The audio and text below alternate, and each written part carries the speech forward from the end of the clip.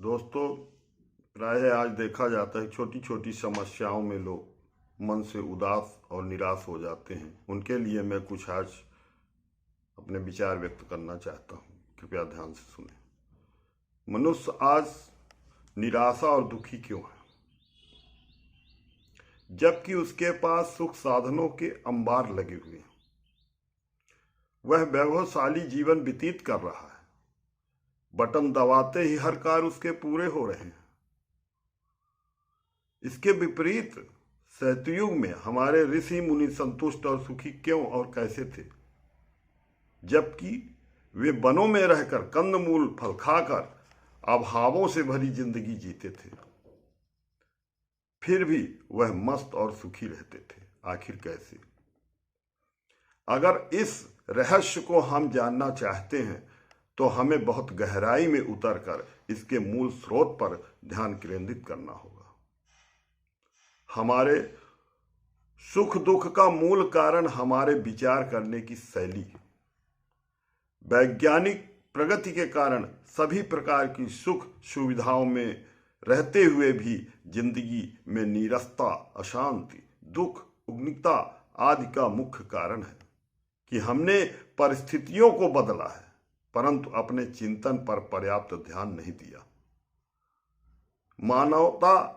मानव कैसा है और कैसा उसका भविष्य होगा, यह सब बातें उसके विचार शैली पर ही निर्भर करती है। अंग्रेजी भाषा में सुप्रसिद्ध कवि एलियट अपने प्रत्येक जन्मदिन पर काले व भद्दे कपड़े पहनकर शोक मनाया करते थे तथा कहते थे, अच्छा होता यह जीवन मुझे न मिलता, मैं दुनिया में न आता। जबकि ठीक इसके विपरीत अंधे कवि मिल्टन का कथन था कि भगवान का लाख लाख शुक्र है कि उसने मुझे जीवन का अमूल्य वरदान दिया। अतः जिंदगी में दुख, क्लेश, अशांति, पश्चाताप, उग्रता, सुख, शांति, सुखी, प्रसन्नता आदि का मूल स्रोत हमारे विचार ही है, अन्य कोई कारण नहीं है। विचार में अपार शक्ति होती है। वे हमेशा कर्म करने की प्रेरणा देते हैं। विचार शक्ति यदि अच्छे कर्मों में लग जाए तो अच्छे, और यदि बुरे कर्मों में लग जाए तो बुरे परिणाम प्राप्त होते हैं। विचार अच्छे हो, किंतु यह निश्चित है कि विचार मनुष्य की अनिवार्य पहचान है। सामान्यतः मनुष्य विचारहीन नहीं हो सकता। विचार विहीन मनुष्य की कल्पना निरर्थक है। हाँ, विशेष यौगिक क्रियाओं द्वारा विचार शून्यता की स्थिति प्राप्त की जा सकती है, और इस स्थिति के मुख्य उद्देश्य होता है व्यर्थ के विचारों को त्याग कर लोक मंगल के विचारों को प्रधानता देना। और इतिहास साक्षी है कि आज तक समस्त भूमंडल पर जितने भी सर्वश्रेष्ठ कार्य हुए हैं वह व्यक्ति अथवा समाज के उत्कृष्ट विचारों के कारण ही कार्य में परिणत हुए हैं।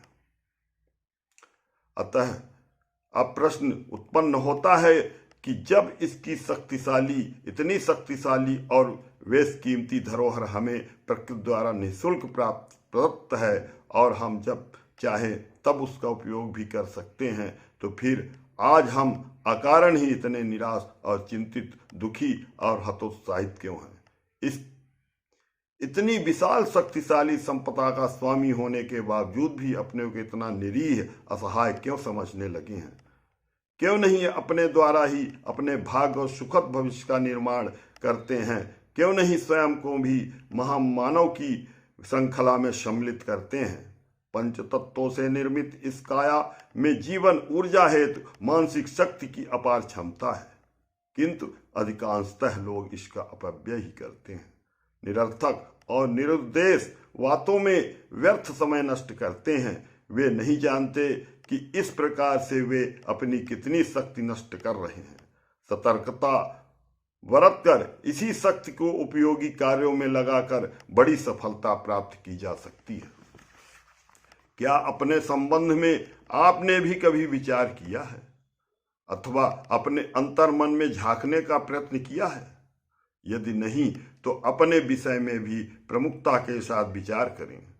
हम दर्पण में अपना चेहरा निहारते हैं तथा उस पर जमी मलिनता को प्रयत्न रूप पूर्वक विभिन्न साधनों द्वारा साफ कर उज्जवल और चमकदार बना देते हैं।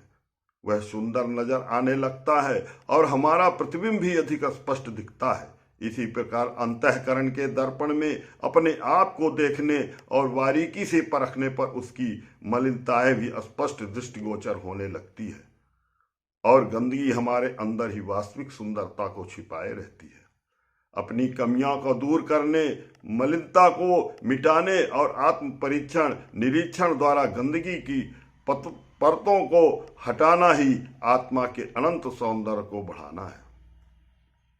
संसार में दो प्रकार के लोग होते हैं।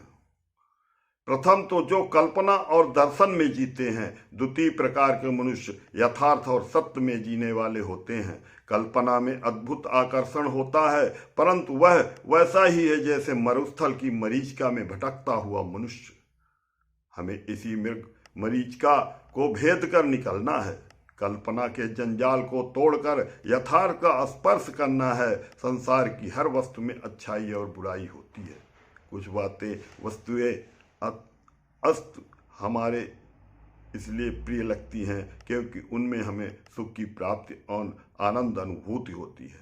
दूसरी अन्य वस्तुएं और बातें हमें इसलिए बुरी अथवा खराब प्रतीत होती है क्योंकि वह हमारी इच्छाओं और आकांक्षाओं को विपरीत है और आनंद में बाधक है।